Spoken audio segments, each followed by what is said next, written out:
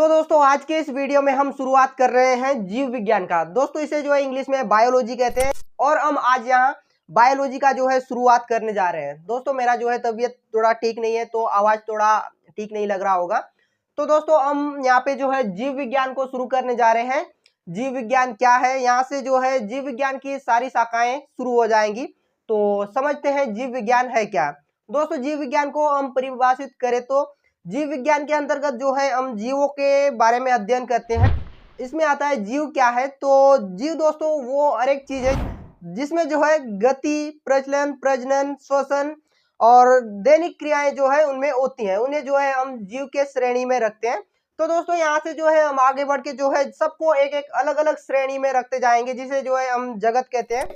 जैसे जीव जगत हो गया, जंतु जगत और पादप जगत, कवक जगत। ऐसे ही दोस्तों सारे जीवों को जो है हम बाद में जो है वर्गीकृत कर करके भी पढ़ेंगे। तो आज हम शुरू कर रहे हैं जीव विज्ञान। दोस्तों जीव विज्ञान है क्या ये तो मैं बता दिया हूं। तो जीव विज्ञान की परिभाषा, दोस्तों जीव विज्ञान का परिभाषा है क्या। दोस्तों इससे हम समझते हैं कि जीव विज्ञान क्या है। दोस्तों जीव विज्ञान के अंतर्गत हम जितने भी जीव जंतु हैं उन सब के बारे में हम पढ़ेंगे। और दोस्तों जीव विज्ञान शब्द का उत्पत्ति जो है साइंटिया शब्द से हुआ है, जो कि एक लैटिन शब्द है। और साइंटिया का मतलब होता है टू नाउ, मतलब जानना, किसी भी चीज को जानना जो है साइंटिया शब्द का अर्थ है। और इसी से जो है जीव विज्ञान का नाम पड़ा है। तो जीव विज्ञान के अंतर्गत हम सभी चीजों को जो है जानने की कोशिश करेंगे। तो दोस्तों जीव विज्ञान का परिभाषा तो हम जान लिए, लेकिन दोस्तों ये जीव विज्ञान जो है विज्ञान का एक बहुत ही छोटा सा एक भाग है। दोस्तों विज्ञान के कई सारे क्षेत्र हैं। दोस्तों विज्ञान का मतलब ये होता है कि जानना। तो दोस्तों जानने का मतलब ये ही नहीं है कि हम सिर्फ जीवों के बारे में जाने। दोस्तों जानना मतलब हमको हर एक क्षेत्र का जानना होता है। इसलिए जो है विज्ञान के अनेक क्षेत्र हैं। जैसे दोस्तों सामाजिक विज्ञान आप पढ़ते हो, जिसमें हम जो है अपने देश राज्य के बारे में जो है जानते हैं, समाज के बारे में जानते हैं। ये सब हो गया सामाजिक विज्ञान। और दोस्तों विज्ञान के अंतर्गत आता है भौतिक विज्ञान। भौतिक विज्ञान के अंतर्गत दोस्तों बहुत सारे विषय आते हैं, जैसे भूगोल हो गया, भौतिक हो गया, रसायन हो गया, भूगर्भ विज्ञान हो गया। ऐसे ही कई सारे क्षेत्र आते हैं इसके अंदर भी। लेकिन दोस्तों हम अभी पढ़ रहे हैं कि विज्ञान के अंतर्गत क्या क्या आता है। तो इसके बाद दोस्तों ऐसे ही जो है ये जीव विज्ञान है। जीव विज्ञान के अंतर्गत हम जो है अभी सभी चीजों को जो है एक एक करके पढ़ना शुरू करेंगे। दोस्तों ये सब तो हो गया है। अब इसी के अंतर्गत जो है हम जीव विज्ञान के बारे में गहराई से अध्ययन करेंगे।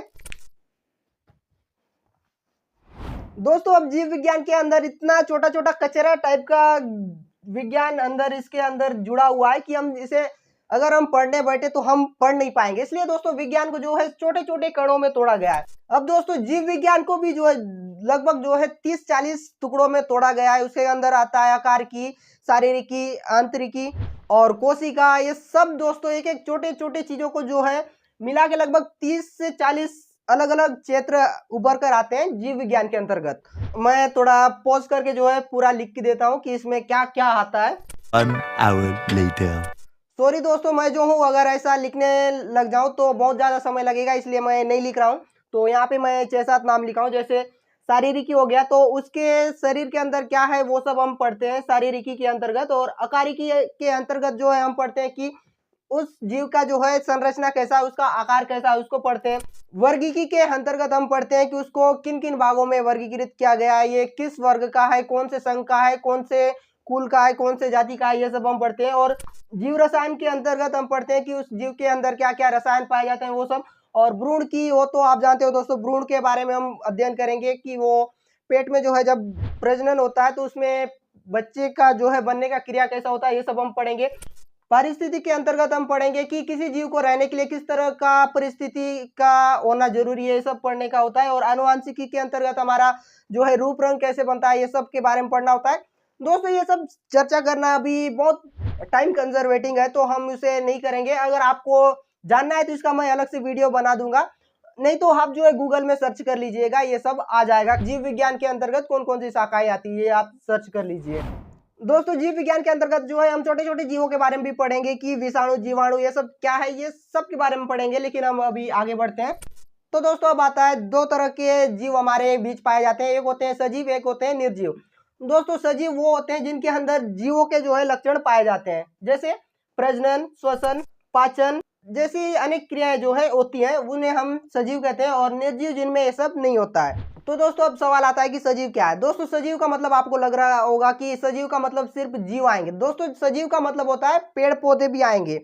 दोस्तों सजीव का मतलब जिसमें भोजन बनाना, भोजन करना, ये सब जैसे पेड़ पौधों में भी होता है, तो वो भी जो है सजीव के उदाहरण होंगे। तो जिनमें ये सब होता है वो सजीव कहलाएंगे। तो पेड़ पौधे भी सजीव में आते हैं, और हम भी जीव है, सजीव है। तो सजीवों के लक्षण क्या क्या है ये हम थोड़ा विस्तार से पढ़ लेते हैं। तो दोस्तों यहाँ पे जो हूँ मैं जीवों के जो है प्रमुख लक्षण लिख चुका हूँ। तो इसमें जो है हर एक जीवों में जो है ये सब क्रियाएं होंगी। इसके अलावा भी और छोटे छोटे कुछ क्रियाएं होती है दोस्तों, लेकिन प्रमुख जो है इतने लक्षण होते हैं दोस्तों। तो दोस्तों यहाँ पे जो हूँ मैं जीवों के प्रमुख लक्षण लिख चुका हूँ। इसके अलावा दोस्तों यहाँ और भी छोटे छोटे लक्षण होते हैं, लेकिन प्रमुख लक्षण जो है ये है। तो दोस्तों जीव का जो है एक निश्चित आकार होता है, लेकिन दोस्तों इसमें कुछ अपवाद भी होते हैं। हर चीज में कुछ अपवाद होते हैं दोस्तों। जैसे जीवों में एक होता है आकार नहीं होता जिसका अमीबा। अमीबा का दोस्तों कोई आकार नहीं होता, ये एक कोशिकीय जीव है। उसी प्रकार जो है अमीबा का जो है कोई आकार नहीं होता है, लेकिन दोस्तों हमारा एक आकार है, हमारा एक निश्चित आकार है। वैसे ही दोस्तों पोषण, दोस्तों जीव जो है अपने पोषण के लिए जो है भोजन करता है, ये उसका पोषण हो गया। और श्वसन, दोस्तों हर एक जीव जो है सांस लेते हैं, ये हो गया। और हो गया प्रजनन, दोस्तों हर एक जीव में जो है ये गुण होता है कि वो अपने तरह जो है संतान उत्पन्न कर सकता है। अपने अस्तित्व को बचाने के लिए जो है वो संतान उत्पन्न करता है, ये हो गया प्रजनन। पाचन, दोस्तों जो भी हम खाते हैं उसको पचाना, हर एक जीव में जो है पाचन होता है, वो अलग अलग रूप में होता है, ये बात की बात है। और उत्सर्जन, दोस्तों हर एक जीव में जो है उत्सर्जन होगा, जो खाएगा उसे तो निकालेगा ही, वो किसी भी रूप में निकाल सकता है, लेकिन उत्सर्जन होगा। और दोस्तों वृद्धि, दोस्तों कोई भी जीव है, जैसे मैं हूं या कोई पेड़ पौधा भी है, तो वो भी जो है अपना वृद्धि करेगा। गति और प्रचलन, दोस्तों अगर कोई जीव है तो वो जो है गति प्रचलन करेगा। ऐसे आप बोलोगे कि पेड़ पौधे तो जीव है लेकिन वो गति प्रचलन नहीं करते। दोस्तों कुछ अपवाद होते हैं यार। तो उसके बाद आता है जीव चक्र। दोस्तों जीव चक्र में ये होगा कि वो जीव जो है बढ़ेगा बढ़ेगा बढ़ेगा, फिर अपना संतान उत्पन्न करेगा, फिर वही इसी उसका एक चक्र होगा। वो जो है अपना जीवन काल में जो जो करता है उसका एक चक्र होगा। और जीव है तो मरेगा भी, तो उसका भी एक मृत्यु निश्चित होता है। तो ये हो गए जीव के लक्षण। तो दोस्तों आप जो है समझ चुके हैं कि जीव क्या है, जीव के लक्षण क्या है। अब अगले वीडियो पे हम देखेंगे दोस्तों निर्जीव और सजीव में क्या अंतर है, क्या समानता है, और आगे का जो भी है वो हम अगले वीडियो में देखेंगे। बहुत ज़्यादा समय हो गया ऐसा मुझे लग रहा है दोस्तों, क्योंकि नया हूँ तो ठीक से बोलने नहीं हो रहा है। और कोशिश करूँगा अगले वीडियो को और थोड़ा इंटरेस्टिंग बनाया जाए। तो मिलते हैं अगले वीडियो में।